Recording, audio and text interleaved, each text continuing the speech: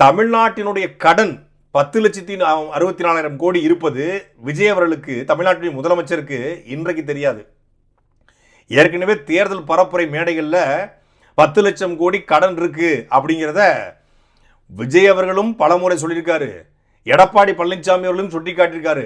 நாம் தமிழர் கட்சியுடைய தலைமை சீமானவர்களும் சுட்டி காட்டியிருக்காங்க. அப்போ 10,64,000 கோடி கடன் இருக்கு அப்படிங்கிறது எல்லாருக்கும் தெரியும். திமுகவுடைய முன்னாள் நிதியமைச்சர் தங்கம் தென்னரசு அவர்களும் நிதிநிலை அறிக்கையில் 10,64,000 கோடி கடன் இருக்கிறது அப்படிங்கிறத சுட்டி காட்டியிருக்காங்க. அப்போ 10,64,000 கோடி கடன் இருக்குன்னு தெரிஞ்சுக்கிட்டு தான் தமிழ்நாடு அரசு என் கையில் கிடைத்தால் நான் மாற்றத்தை கொடுப்பேன், நான் இந்தந்த வாக்குறுதிகளால் நிறைவேற்றுவேன்னு சொல்லி மரியாதைக்குரிய தமிழ்நாட்டின் இன்றைய முதலமைச்சரும் தமிழக வெற்றி கழகத்துடைய தலைவருமான திரு விஜய் அவர்கள், மாண்புமிகு விஜய் அவர்கள் சொல்லியிருந்தார்.